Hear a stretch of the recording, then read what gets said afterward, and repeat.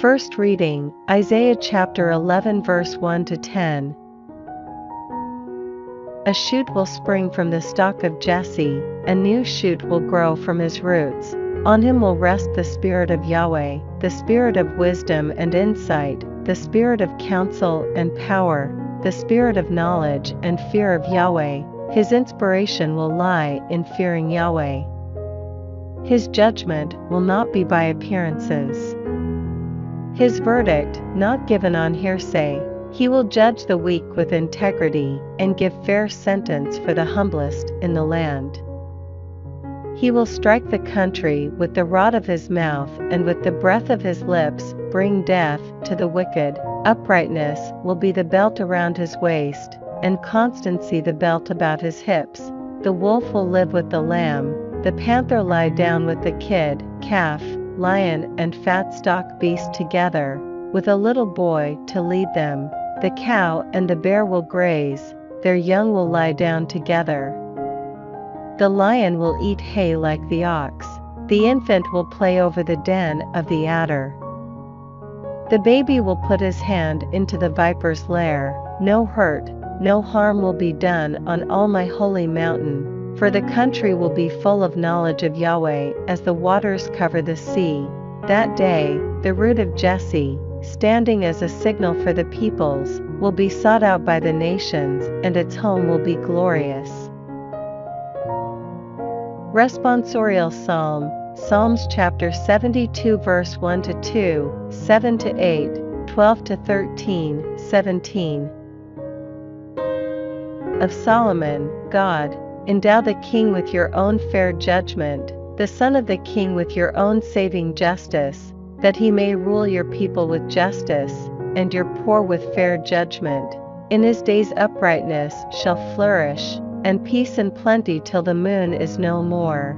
His empire shall stretch from sea to sea, from the river to the limits of the earth, for he rescues the needy who calls to him, and the poor who has no one to help.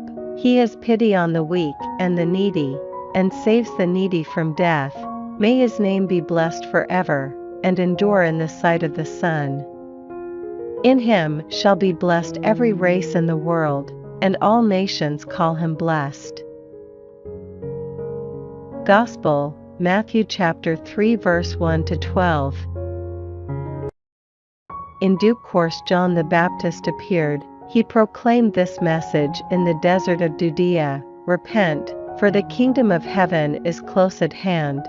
This was the man spoken of by the prophet Isaiah when he said, A voice of one that cries in the desert, Prepare a way for the Lord, make his path straight. This man John wore a garment made of camel hair with a leather loincloth round his waist, and his food was locusts and wild honey. Then Jerusalem and all Judea and the whole Jordan district made their way to him. And as they were baptized by him in the river Jordan, they confessed their sins.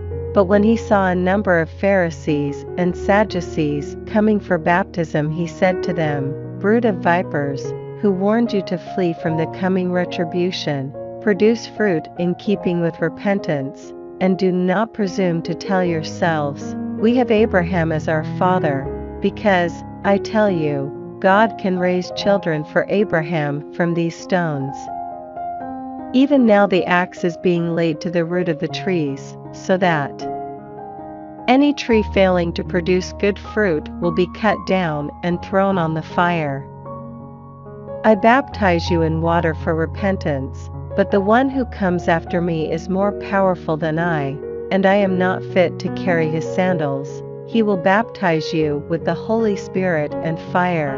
His winnowing fan is in his hand. He will clear his threshing floor and gather his wheat into his barn, but the chaff he will burn in a fire that will never go out.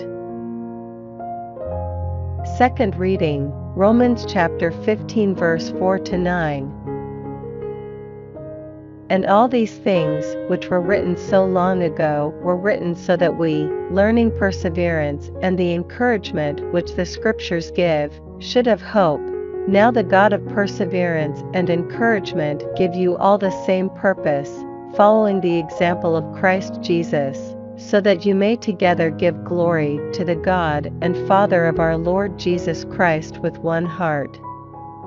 Accept one another, then, for the sake of God's glory, as Christ accepted you. I tell you that Christ's work was to serve the circumcised, fulfilling the truthfulness of God by carrying out the promises made to the fathers, and his work was also for the Gentiles, so that they should give glory to God for his faithful love, as Scripture says, "For this I shall praise you among the nations, and sing praise to your name."